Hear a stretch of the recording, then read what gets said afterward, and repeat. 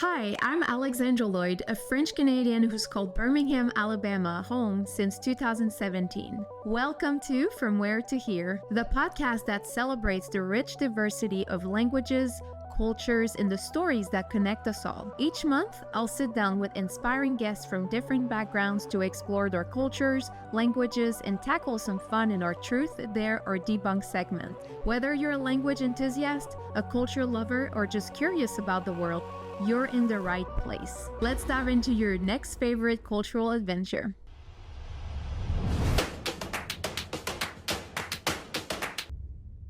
Today, I'm joined by Cass Cross, a digital transformation leader whose life has been shaped by cultures all over the world.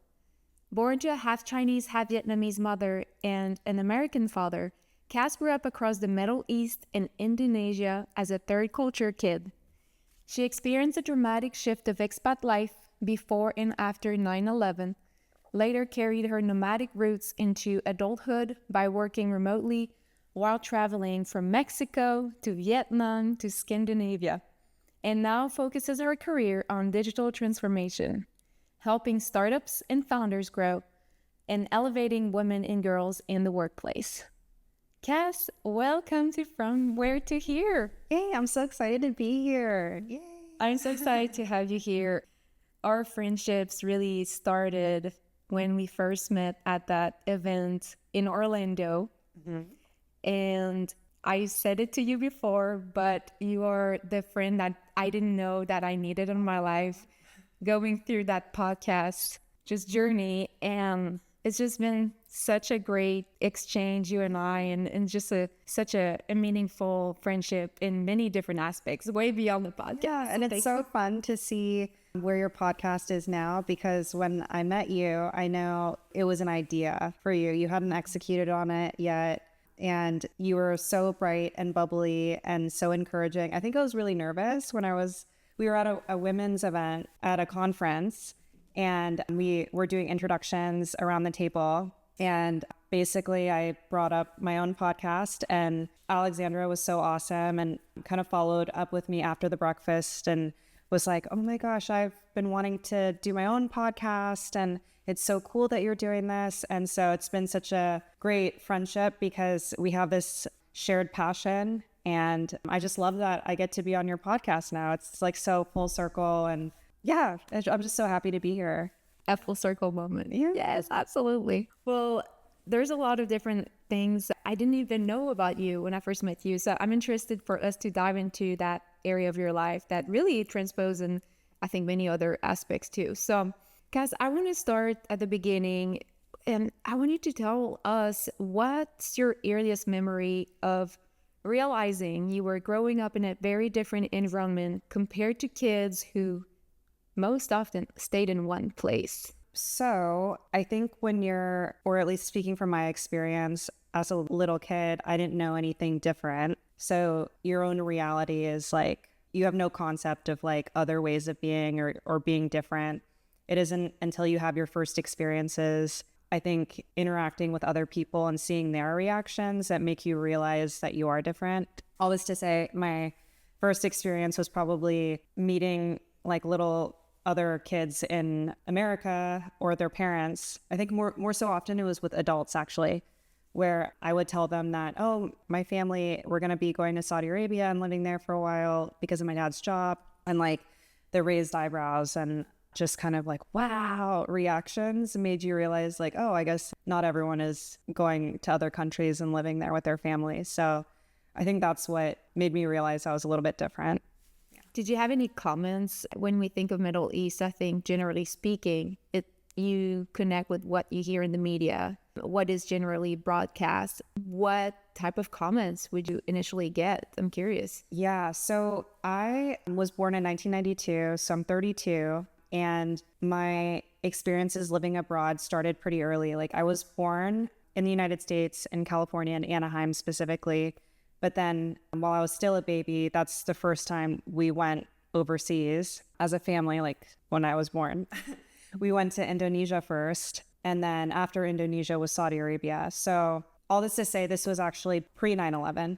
So I had very distinct experiences and memories of pre 9/11 going to the Middle East and post 9/11 going to the Middle East and like talking to people about living in the Middle East. So I would kind of characterize those experiences like pre and post 9/11, because before 9/11, it was like, oh, how interesting that you're going to be living overseas. That's so unusual and how cool. You have this multicultural background and experiences. And then after 9/11, especially like in the immediate years following 9/11, it was just like, oh my gosh, be careful. And like, I didn't know that Americans could live there. And like, is your dad in the military? Like, are you going to be safe and okay with your family? So yeah, that was kind of like my experience. So there was a different reaction post Yeah. 9/11. And for those that maybe are younger listening to this, 9/11 was a big event, and you're probably better than me at defining it, but I think the terrorist attacked. a lot of Americans who were alive at the time can probably remember where they were when they first learned about 9/11 on the news. It was a very pivotal time in American history. And I think it's one of those moments where like everyone knows where they were when it happened. That is true. I was in Canada at the time, and I remember we will not listen or watch much TV.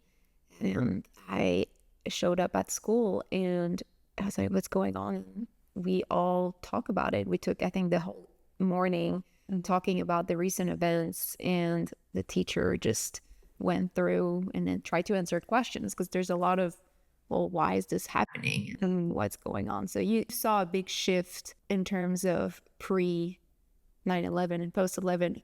Where were you at that time? Actually, 9/11, I was in the United States at the time. It was I moved around a lot. So there would be periods where my dad would have wrapped up a project or a contract overseas, and then we'd come back to California.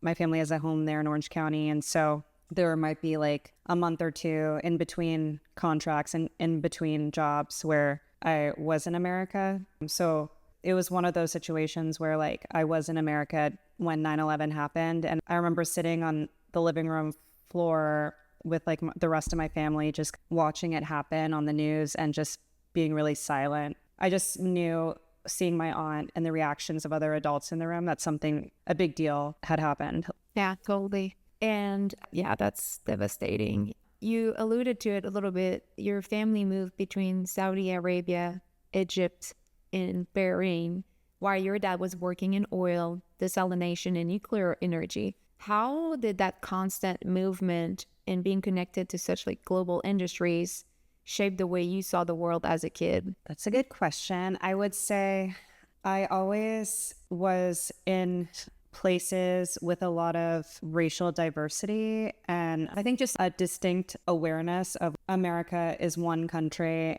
in a big, big world of many different types of countries and cultures. So I think just being really comfortable in situations with a lot of diversity, differences of opinion, different languages. I think I had a very global viewpoints starting very, very early, because I was just moving around a lot, living in different places, a lot of times being the only American in the place we were living in, or the only Asian appearing person in the community I was in. So yeah, that was, hopefully I got your, your question in there. And that makes me think, so if there was already a lot of ethnicities, do people speak different languages? Were you encouraged to learn other languages as well growing up? Yeah, in school, I studied Arabic for a few years, just as one of my classes in elementary school. So pretty cool that I was able to get that exposure. And I think in general, I tend to pick up languages pretty easily, or not like easily. I mean, I have to try and study like everyone else, but it's something I enjoy doing, because I think I'm also pretty social and I like connecting with people. And I've always viewed learning a language as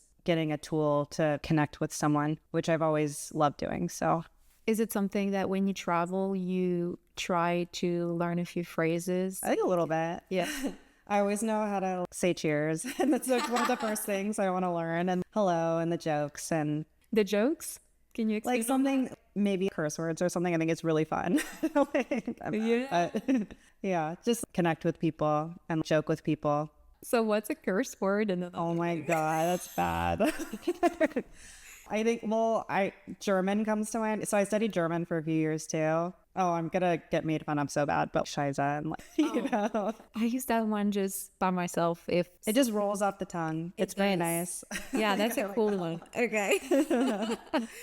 And then also, as part of your origins, so being mixed race and third culture kid is really a unique intersection.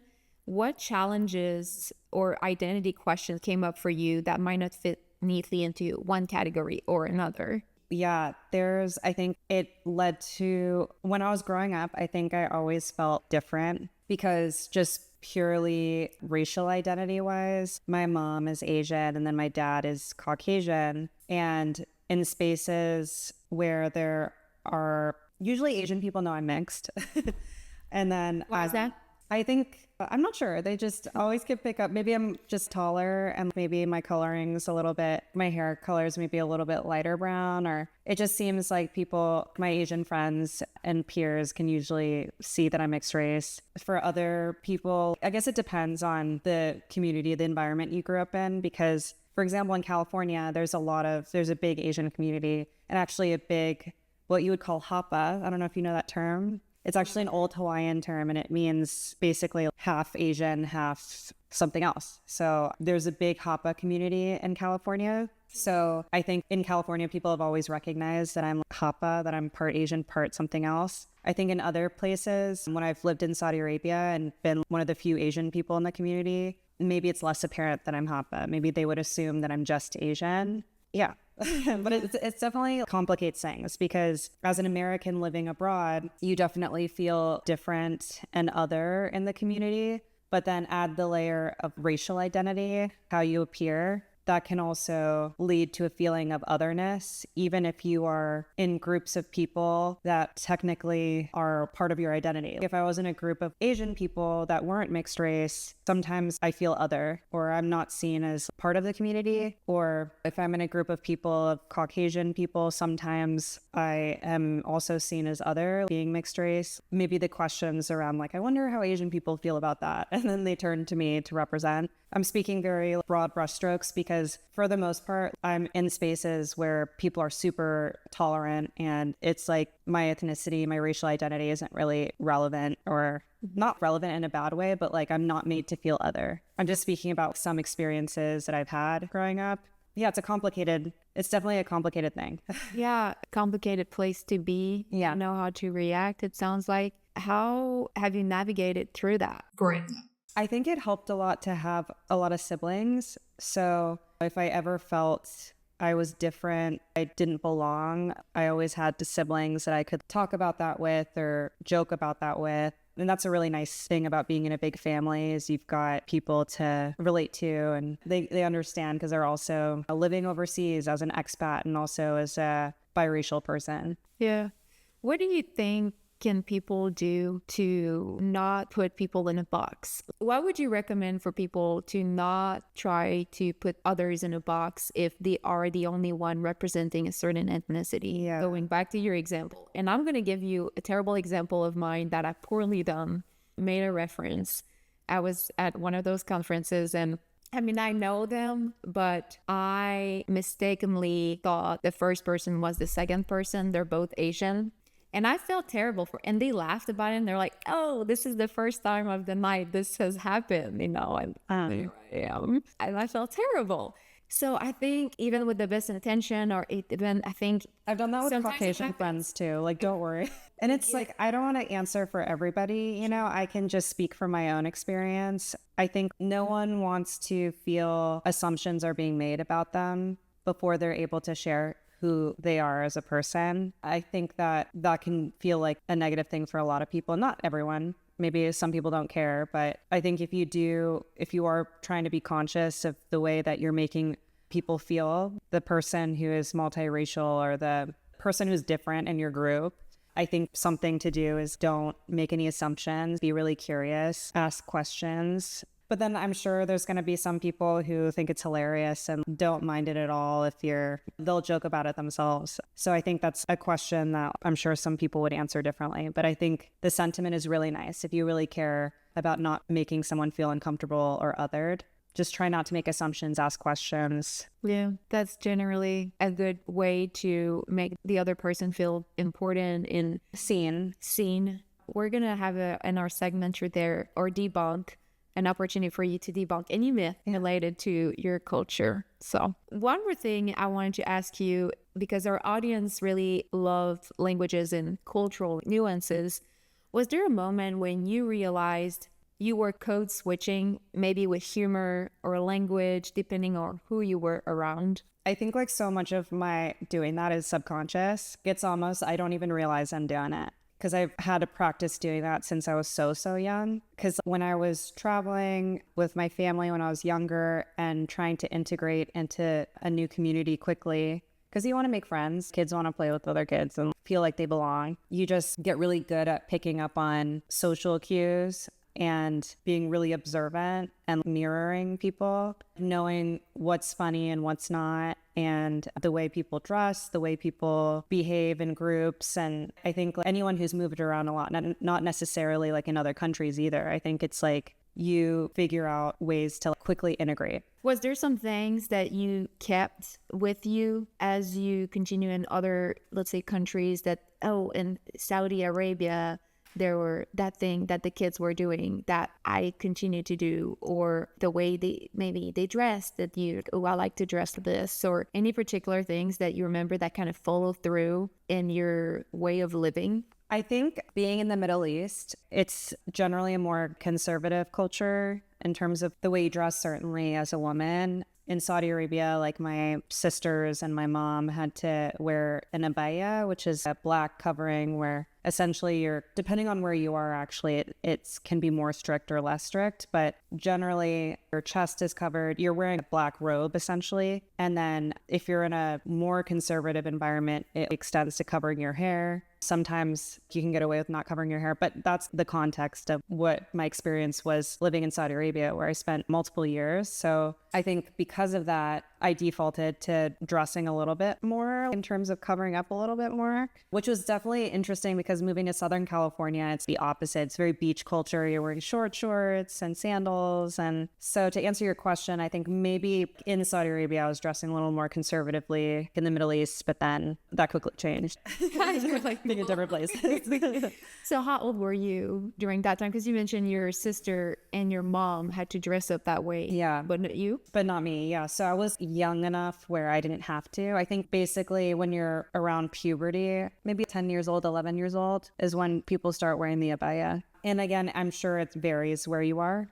In Egypt, we didn't have to dress in the abaya at all. You could wear normal clothes. Mm-hmm. So the Middle East is definitely a diverse place. Saudi Arabia is more conservative. Egypt was less so. Bahrain, which is a tiny island off the coast of Saudi Arabia, that country, you didn't have to wear the abaya. There's actually a very large military base there. So there's quite a few Americans on the island and foreigners from Europe that are working at companies there. So Bahrain is such a unique country because there's a lot of Western influence. This is so interesting. And I love that you've had that exposure at such a young age. Do you think it shaped a little bit your desire to travel and like who you are today? Yeah, I think that it made me really love seeing new cultures. If I don't travel, I feel restless. I feel antsy. I've got to have trips on my calendar. And I really love traveling to this day. It's still a part of my life as an adult. My siblings also, they are pretty international globe-trotting individuals also. So I think that is definitely an influence of my upbringing. Yeah. So you have, I think, one sister that lives in Sweden. Mm-hmm. Yeah. So I've got a sister in Sweden and then 2 sisters in California and then my brother's in New York. That's so cool. That's amazing. I wanted to ask too, when you think back of the countries that you lived in, are there any countries that you will see yourself going back in terms of having a life there? Ooh, good question. I really loved I loved being in Mexico. I wasn't there very, very long, not so much as like Saudi Arabia or some other places, but I just really loved Mexico, the culture, the people I met there. What part of Mexico? I love Mexico City. I feel like Mexico City is super cool and there's amazing art and food and there's a big expat community there. So you can meet a lot of people that are also working remotely. also being conscious of trying to maintain the culture and the standard of living for people where they're native to Mexico City. I'm also very sensitive to that. So yeah, gentrification is definitely a complicated component, but I loved being there. I loved traveling, meeting people. But I think Americans, Westerners also should be really conscious about the impact that they're having on a community when they're living there. So when I was there, I was trying to give back as much as I could too, and frequenting local businesses and staying in the home of someone who lives in Mexico City full time, who's local. I loved if I could like live there full time, I'd love it. Yeah. I love what you're saying here of giving back to the community, because that's important, and just having that awareness, you wanting to do something like that. How do you get connected though to live into someone's house? So are you thinking renting the place or being a guest in their house while they live there? That would be really cool, actually, being a guest. What I ended up doing was I did a long-term Airbnb. And it was cool because the person whose home that I was renting out, he had another unit in the same building. And so I was able to see him regularly and get tips and things like that. So that's what I ended up doing, was doing a long-term Airbnb. Very nice. Now let's do the fun game called Truth, Dare, or Debunk. And I have a little different concept. We have a ball here, and there are 3 different styles of card. You're going to pick a card to decide which one you're answering first, pretty much. If you pick the blue, that's a truth. And for a truth, you will share a surprising cultural fact about your culture. Okay. If you pick the dare, which is the red one, then you will dare to teach me a word or a phrase in your favorite language. Let's just put it that way. So it could be any of the languages that you speak.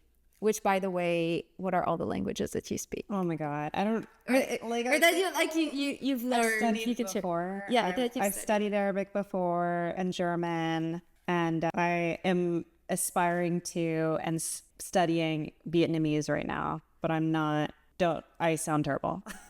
Any of your siblings, family members that speak it fluently? Not fluently. I would say my oldest sister has the best understanding of Vietnamese, but none of us speak it. So yeah, I'm just studying it now. Okay. And the last one, this one is for debunk, and where you will debunk a common stereotype about your culture. I'm going to hold it for you. As you can see, very... All right. Okay. So the blue was That's the truth. truth. Okay. Yes. So, as a former expat, someone with a long multicultural background living abroad, I am very comfortable being in ambiguity, like in situations where I'm different. I go to a new country, I don't know the language, I can still feel at home. And in fact, I feel like pretty at home in that feeling, of feeling like I'm other, different. I have just accepted, yeah, I'm a little different. So I don't mind it. And you're okay with it? I'm totally, in fact, I kind of like it. Yeah. Why is that? Kind of fun. It's interesting intellectually to be surprised and exposed to something you don't know or don't understand. I think I find it energizing. Mm-hmm. So yeah. Love it. Okay. You can leave it there. I think I put 3 of each. Okay. You can pick another. All right. I'm making this like a full game, but... And then what was this one again? This one is debunk. Debunk. Okay. So with an American dad and living abroad, a lot of people assume that we were military kids, that he was being deployed, and that's why we lived in the Middle East and abroad, when that was not the case. My dad was in the military, but that was actually before I was born. He'd wrapped up his military time by the time he was having kids. So the reason why we were abroad was because my dad worked in desalination plants and oil industry. So that's the debunk. Okay. And then whoops, I goes back in. It's okay. Okay.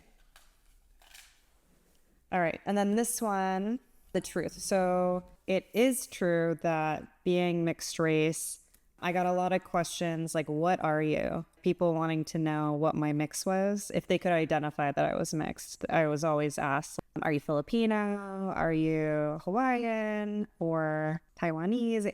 Insert whatever Asian. But then there was always, and what else? There's something else, because I think I'm a little bit taller. Did it bother you getting that question? It wasn't like bother, but it was just what happened a lot. So I was like, yeah. I am Vietnamese, not original. And yeah, exactly. I wanted a more interesting question. Yeah, I got that question a lot. Nice. All right. And this one's a debunk one? Or? This one is a dare. Oh, a dare. Okay. Yes. So Okay. dare to teach me. All right. I love learning how to say cheers. So I would try to learn Vietnamese. And a really fun cheers to do before you do a shot would be Mok Hai Ba Yo. And then you take your shot. Mo hai ba yo. Yeah. So it's like 1, 2, 3, go. And you do your shot. So Mok Hai Ba Yo. Mo hai ba yo. Yeah. Good job. Yeah. Awesome. This is kind of fun. Nice. Let's see. Oh, we have a couple more. Okay. All right. And then this one was a Truth. truth. Okay. Truth would be, as someone who grew up overseas, I definitely have some weird gaps in cultural knowledge. And it became really apparent coming to America that I missed out on certain TV shows. Or when I was overseas as a young person, we didn't always have all the channels, or sometimes we'd have older shows. So I feel like I definitely missed out on some cultural moments of my generation with regard to style or bands or TV shows. Yeah. That is a good one. I think this one is often overlooked, of the impact of being abroad and then changing countries, because you don't have the same reference. Yeah. I think it's different now though, because when I was really young, we had dial-up internet, and like You had what? dial-up internet, an old version of internet where like you ever have that when you would try to, you were on the internet and then someone tried to use your landline and then you'd hear yes, the noise yes, and then it's yes, like you had yes. to choose. So I think technology is making this, I don't think people have this experience anymore. Expat kids now, you've got YouTube, you've got TikTok. I feel like there's a universal experience of culture, or at least exposure to culture. I don't think gaps exist for people anymore, at least in, do you think so? Or I wonder, because when I think of, like, let's say movies are not particularly on YouTube. There might be some shorter clips. And well, see, that's why growing up, I grew up in Canada, and like I have some movie reference. I think because the language totally different, because they will be done in French, even though you can change a subtitle, add subtitles, or if it got interpreted into English, let's say, then obviously you can listen to it in English. But I don't have the same reference as people in America. But maybe because when I was young, internet wasn't what it is today. So to your point, that would fall in line with this. Well, that would be interesting. Maybe in 5-10 years from now, asking how people that are young right now and in 10 years, like, hey, do you have the same? I would love to talk to an expat kid that's a teenager Gen Z person now and just ask the same set of questions you're asking me to this young person, because I really think that the speed at which news travels and trends, just thinking about like pop culture things with celebrities, how quickly that gossip spreads around the world, I would be very surprised if there were gaps That's in true. people's experience of culture. That's true. Maybe coming soon. Okay. Yeah. You want to pick another card? It's a fun game. Like it. Okay, so a debunk. Oh, this one is dare. Oh, a dare. Okay. Yeah, another dare. Okay, so thank you in Vietnamese is cảm ơn. Come on. Come on. Yeah. Are there different intonations? Pretty much the same. So I'm learning Vietnamese, so I would love if people who are native Vietnamese speakers feel free to drag me, like correct me, but basically I'm always slightly inflecting my voice up when I do it. I think it's because I grew up hearing "come on" being said that way. Mm-hmm. Come on. Come on. It almost sounds like, come on. Yeah, it does sound like that. Nice. Thank you. Come on. All right, another one of these. Okay, I will say something in Arabic that I can remember, like a greeting, salam alaikum. That would be like a way of greeting someone. Oh, I might have learned that one from a past guest. Salam alaikum. Or salam alaikum. Salam alaikum. Yeah, And you say it to people that you meet for the first time? like a greeting. Salam alaikum. Okay, so it's also hello. Yeah. Like just saying hello, like at the store, or Yeah, if you're like passing someone on the street, salam alaikum. Salam alaikum. Yeah. Very nice.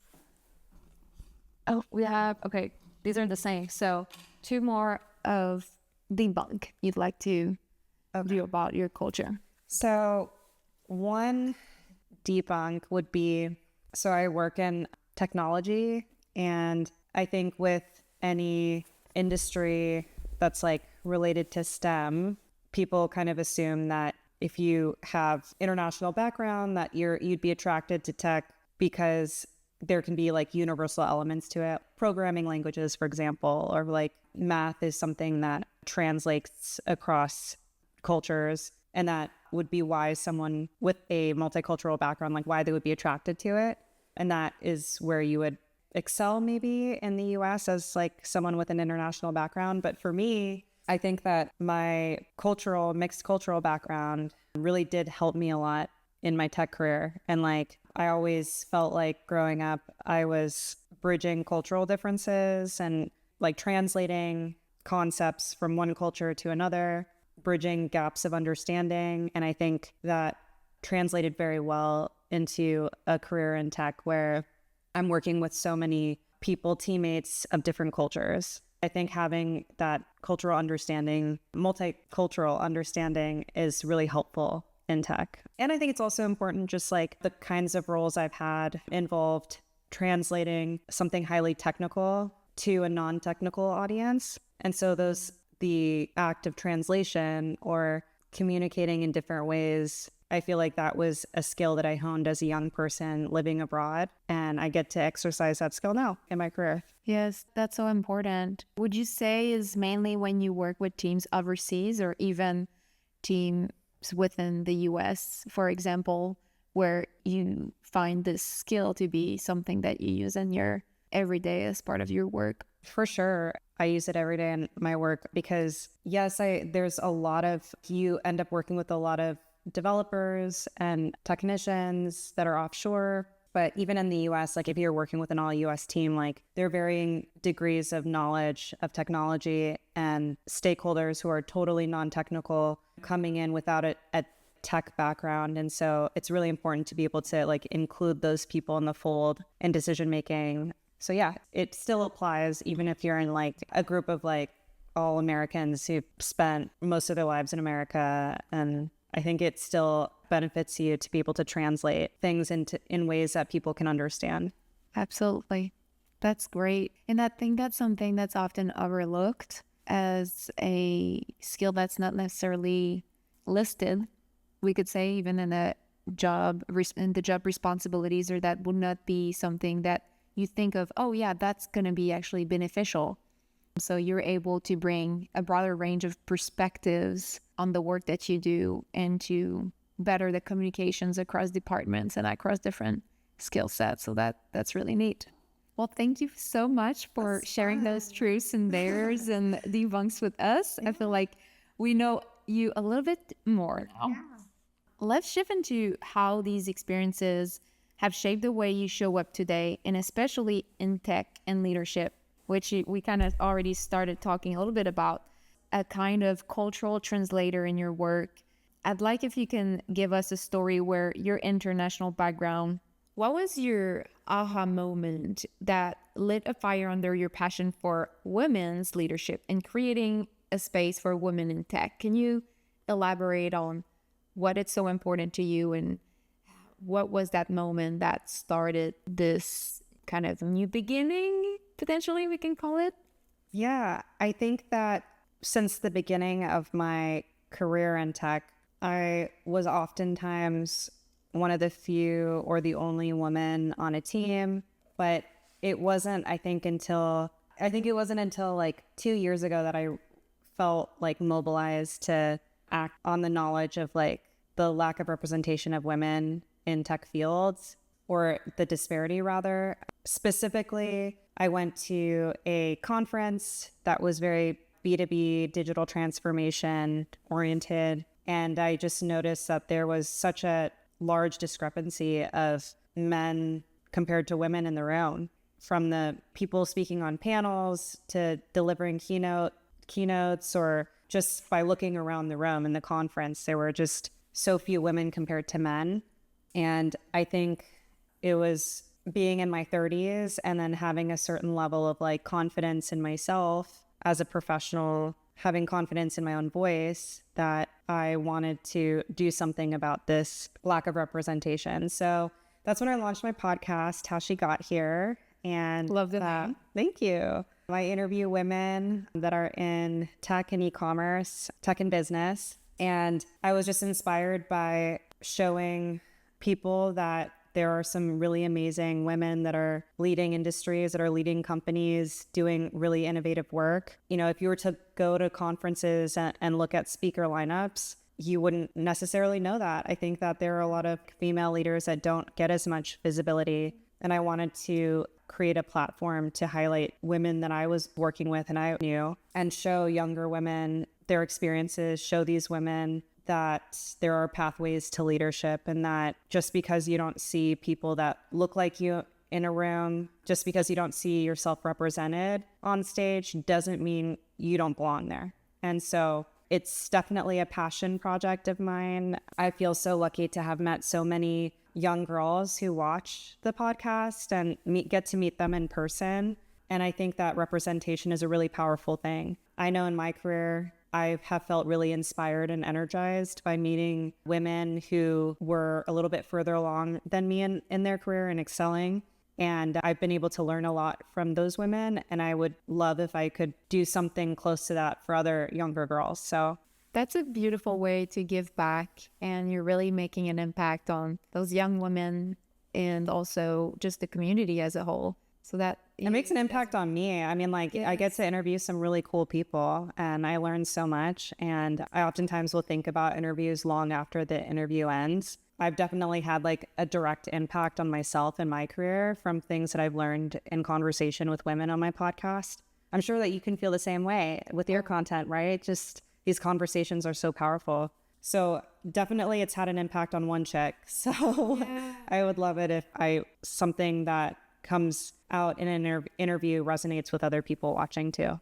That's beautiful. I love that. And just getting yourself out there and having that mission is something that I think we can all get inspired by, living in your purpose. I think that's one of those things that at first you might not feel like, oh, I'm not good enough, I'm not confident to do that. But no, like you have a voice and you can use it. And what passions do you have, or what interests, and grow them further and get inspired by others and support each other. And I think that's what inspires me a lot from what you're doing, is supporting each other. Mm-hmm.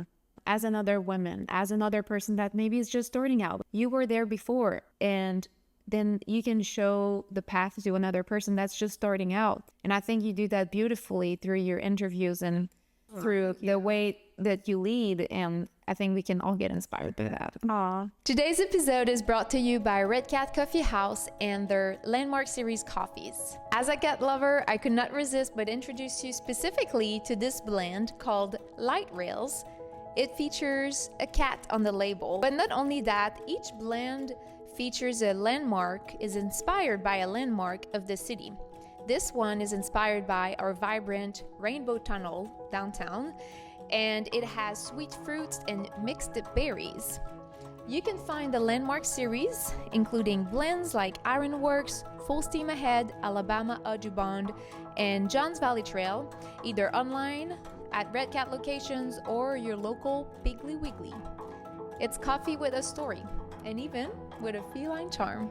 Yeah, it was definitely and maybe you can relate to this too, it was a big step to just post my first episode live on the internet is a terrifying place. And I think I'm a normal person. I kind of care about what people think still. I mean, to a healthy degree, I think, but I'm aware of other people's thoughts and feelings about me. But I think overcoming that and pressing post anyway was a very empowering thing for me. It felt really liberating. I wrote like a piece about cringe culture and how a lot of Gen Z, they don't do certain things, or they don't want to show that they care about certain things because of a worry about appearing cringe to people, to their peers. And I think that that's a really tragic thing, because that will stop you from doing things that potentially could really be good for you in your growth as a person, that are things that are really fulfilling for you. Maybe I'm cringe sometimes, but I don't mind because I believe in what I'm doing, and it's also worthy to do something creative and different. I feel like, does anything new and cool happen without people taking chances? And if I can inspire other people to put themselves out there, I think that's a great thing. And also, I feel like people should try to feel comfortable in their skin and like be accepting of people and celebrate creativity, no matter how that's expressed. I think creativity is a really beautiful thing. And my podcast is definitely an outlet for that creativity. I think your podcast is so creative and cool and inspires me. Like, so I think when people are doing things, it can really, that energy is so positive and just, it like touches people and creates this domino effect of positivity. I'm like spider webbing a little bit, getting excited about creativity. I think it's a good thing to, do things that you believe in. Yeah. And I mean, I think the more you do it, the more comfortable-ish you get, or you tend to be. If someone is listening to us right now and wonder, okay, I have my idea, I have something that I like to do that I want to share with the world, but I'm stuck and I don't know how to go through that first step or getting out there, pushing the limits of their creativity to the world, or pressing that post on that first initial post about something that they like, they're interested, they're passionate about because they're afraid of how others are going to perceive them. What would you say to that younger you when that was the time of, okay, am I going to do it? What would you say to that person to get started despite all the doubts in your head? I would say that the doubts don't ever go away. Like, I think I have perfectionist tendencies that certainly delayed the posting of my first episode because I just wanted everything perfect. And I was so critical of everything that came out of my mouth in the first interview. And think you refine things as you go. And I think it's really important to show the world what you've made even before you feel ready, because sometimes you won't ever feel ready. And that's not to say you don't work hard at it and like try to make it the best you can and all that, but like don't sit on something forever. There's also a momentum that takes place when you do post live, and maybe you can relate to this because I'm curious about your opinion of this too, because like when you start posting, something happens. Like there's like an energy that happens where you're like, you get driven to make more, and that act of like doing it again, you get better at it, you get more confident, you get less scared. Also, like you get a little bit more, you own your imperfection. Like I stutter and fall over my words all the time. I use words wrong sometimes, and I will just like cringe deeply when I watch myself because I'm just like, that was so wrong. But I'm also kind of, at this point, I laugh at it and I'm just like, well, it's fine. Just, this is who I am, whatever. Like, yeah, I think it's like reaching that stage of acceptance. yeah.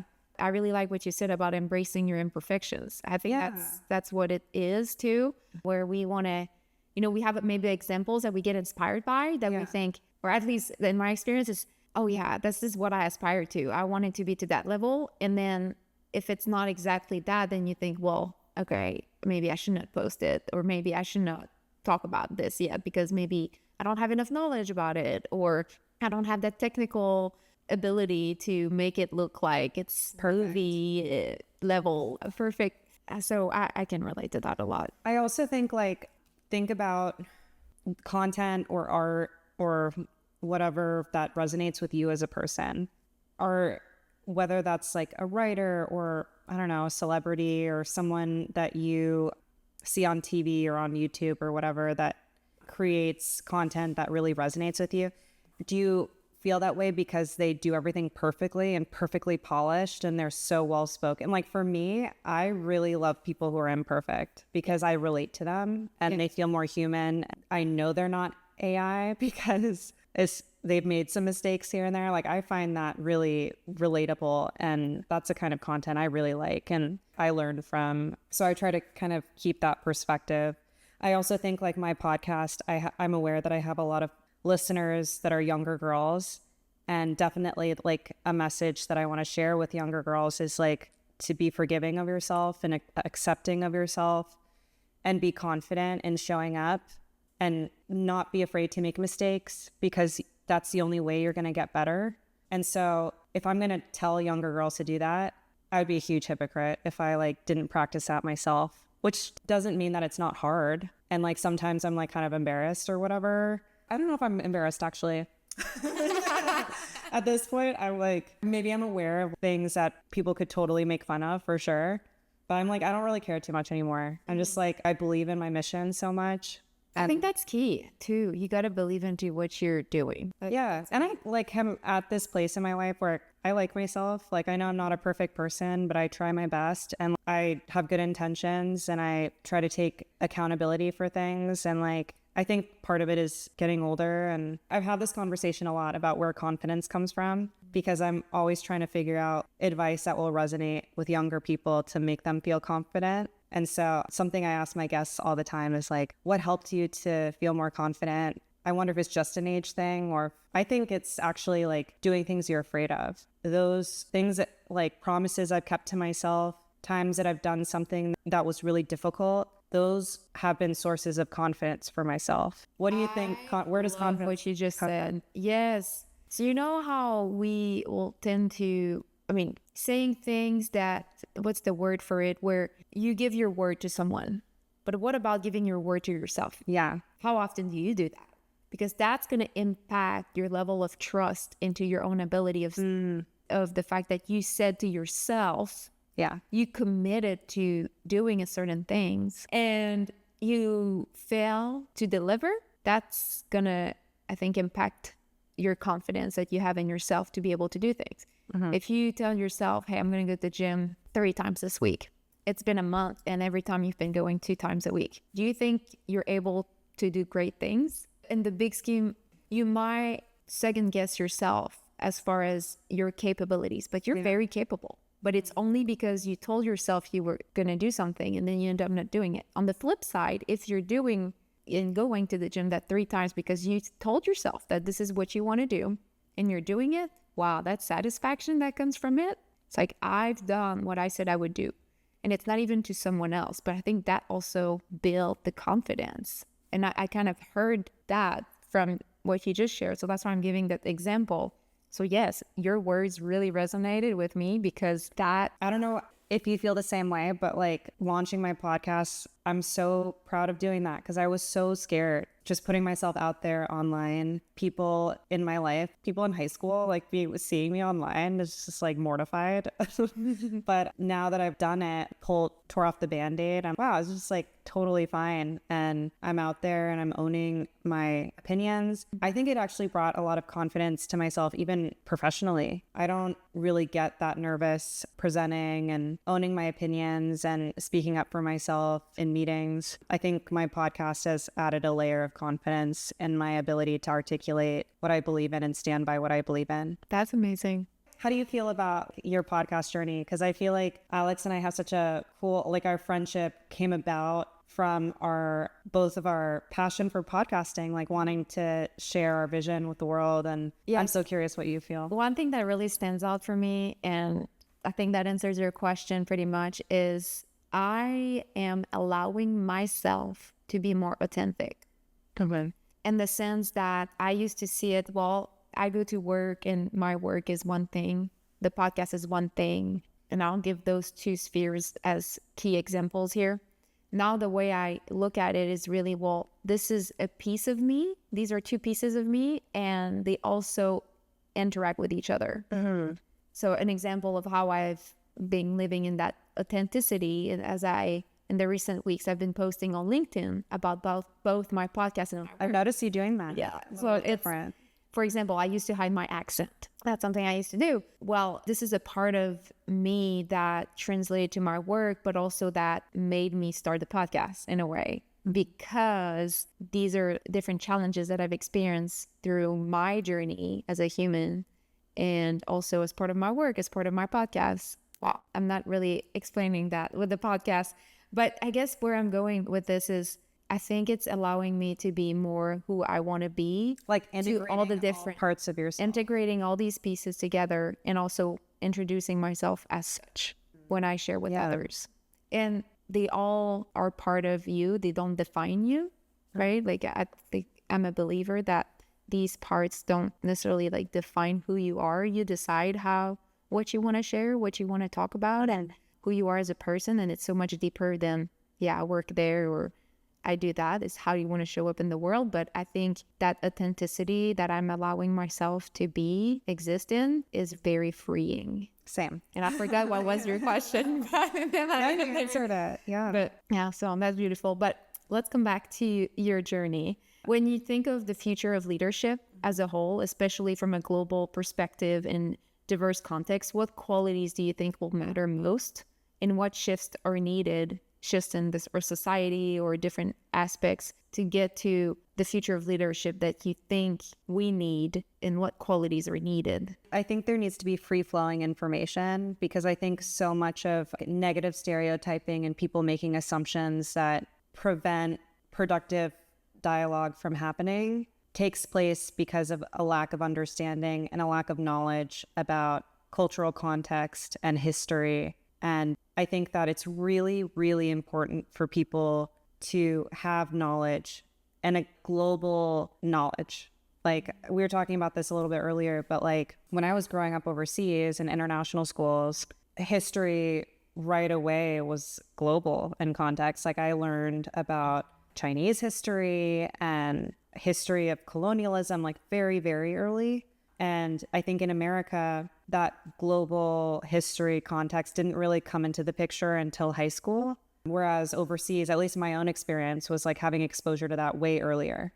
And I think that's was very key to the development of my worldview, because I always had a sense of being a global citizen, someone who is aware of people living in very different places, having very different cultural backgrounds and sets of values.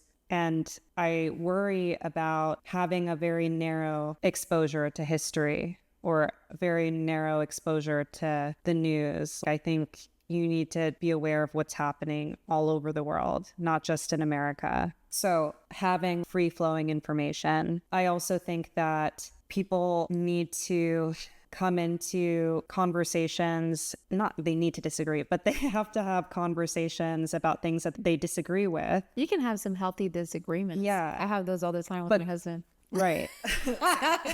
I'm sure. But you also need to have this sense of like civility in that conversation, coming in as a good faith actor in a debate. Respectfully. What really makes me feel really sad is when a conversation, like a debate, happens and there's some really vicious teardown that is identity based and assumptions made because someone expresses one value that they have, and then assumptions are made about all the values that they have and all the opinions they have. I think that the vision I have, the vision that of the future that I would like to introduce my children to one day, I don't have any kids, but like if I were to have kids, I would love to see them grow up in a world where people seek to understand and seek to bridge gaps in understanding and go into debates with a sense of civility and respect. And I hope that answers your question. It's like a very heavy question you're asking. It is a complex question. So, but I hear you on, I mean, what you share here, I think it's very meaningful. How can we aspire to do that better, maybe? To have that civility into those conversations and respect for each other? Is it to not respond? I'm asking out there. I'm not saying there's necessarily a clear answer just yet, but when you think of how it's currently happening, are there areas that you think we're missing the point here because we're too fast to respond, because we don't listen enough, because we just try to be right, that one person wants to be right? Are there things that stand out more to you? I think when I approach conversations with people that I have disagreements with, at least something that I try to do to set the groundwork or lay the seeds of like a civil conversation and a respectful conversation, and also to show up myself as a person who's to signal to that person, like, I'm not here to attack you or tear you down, is to establish commonalities, find areas, okay, where do we agree? Where can you relate to me? Where can I relate to you? And then in the areas where there is disagreement, really dig in with the attitude of curiosity. And as much as you can, like, not judging and just being, where does that come from? Like peel back the layers of the onion of like, was it something that you grew up with? Is this an aspect of your faith? Is this an aspect of you had something very pivotal happen to you in your life that led you to feel this certain way? I think coming into those conversations with curiosity and like in good faith can really impact the way how that conversation goes. And like also you can't control how like someone else enters into a conversation, whether or not the other person is going to come in good faith. So, but you can only control how you show up as. And so, yeah, I was actually thinking about where there's a lot of hostility and polarization in politics and in a lot of the dialogue that's happening in the news. And I think a lot of that is people not feeling secure or safe in an environment of rapid change. I think that there are so many forces in the world right now that are signaling like change that is just unprecedented. There's like technological change with AI. There's like economic change, political change, instability in different parts of the world. Rhetoric has a certain flavor that is, I think, pretty unprecedented. And I think people are just trying their best to orient themselves in that turbulence. And something that came to mind for me is one of my favorite books I've ever read. It's called Parable of the Sower. And it is, interestingly enough, like set in, I think, 2024 or 2025, around that time. So it was written in the 80s, but it's actually set for this time period. I mean, an apocalyptic view of the future, to be clear, without giving away too much of the plot. But it's basically a future society where significant change has taken place, like environmental change and societal, cultural change, economic change. And the main character of this novel essentially builds a worldview in the course of the story that allows her to navigate this turbulence in a way where she can preserve her own sense of dignity and happiness. And she tries to lay the groundwork of healing her community by essentially creating, in the book, she's like creating kind of like a religion, but you can also just think of it as like a intellectual framework or like a set of rules to live by that allow you to live in this world of turbulence in a way that lifts your community up with what you got. This is what we have, and this is the way that we can preserve our humanity and our dignity and our value system, like what makes humans great, even in a situation, in an environment that is like way not ideal. Like in this book, it's like very much a dark, dark vision of the future. And so I look back on this novel because I'm like, there's a lot of lessons to be learned from this main character about like ways how you can like orient yourself and lead your family, lead your community in an environment where things are less than ideal, like making the best of it, building your community in a way where it respects everyone has dignity. I think this is like, you can learn a lot from that. That's beautifully said. Cass, you share some powerful insights. Thank you so much. Oh, this was so fun. It's so fun to talk to you. Thank you. No, I really appreciate this. And I'm going to look up this book. It's so great. I will send you a copy, actually. Yeah. It's so good. Before we close, let's bring in a question from our listeners. This next part is all about you. It's time from here to you. This question comes from our audience. For those of us who love traveling but want to go deeper than tourism, what's one practice or mindset shift you'd recommend to build more authentic connections across cultures? I feel like you're the perfect person to answer this. So I'm curious to hear from your experience, what would you recommend? Well, for me, I love hanging out with people who like live in a place, who actually live there full time. I want to be in dialogue with people that are local to get their advice on where to eat and where to go. And I always preface with, okay, all the popular tourist stuff aside, what would you recommend? Not to say like the sites that are frequented by tourists are not cool, but I encourage people to try to seek out those lesser sought out places and foods and experiences, because oftentimes you're able to get a more authentic experience of that place and learn more. I think I really like experiences that are not so like polished and curated for like a foreigner's palate. Like I want to experience like I want crank up the spice, dude. Let's see if I can handle it. Like if I can't, then respect. Yeah. But at least I try it. Yeah. I love that. Well, this is your answer. If you could go back to your younger self, maybe the teenager moving between Bahrain and Egypt, what would you tell her about where life will take her? Oh my God. I think I would, what would I say, man? I would say like it all works out. Enjoy life.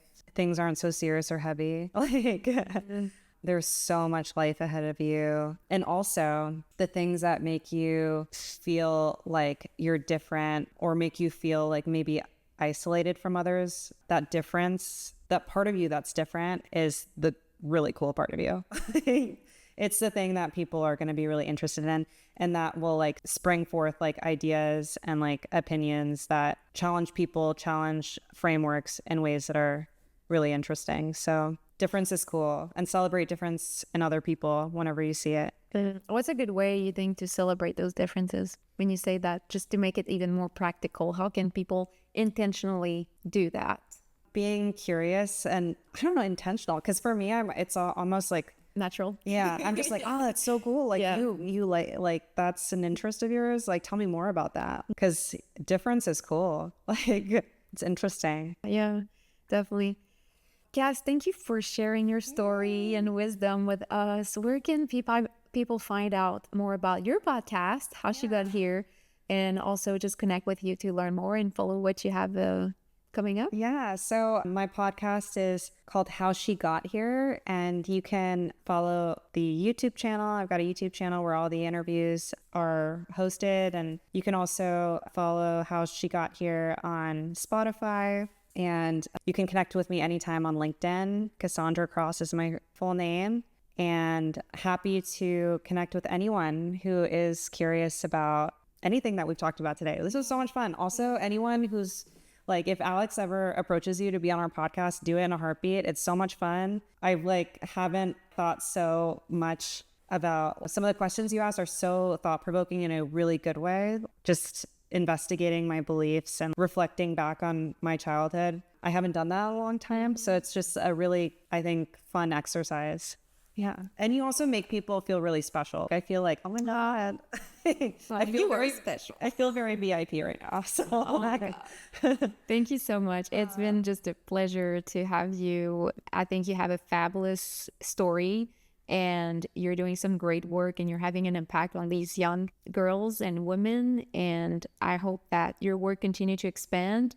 What can we wish you for the future? So I'm running the Chicago Marathon in October. You guys, That's huge. I would love it if I could just do it and not pass out. So send good energy, good vibes my way, because I've been training for it. It's my first one ever. So yeah, wish me luck on that. Yes. Yeah. And at the time, I think that this is going to go live, which date is it?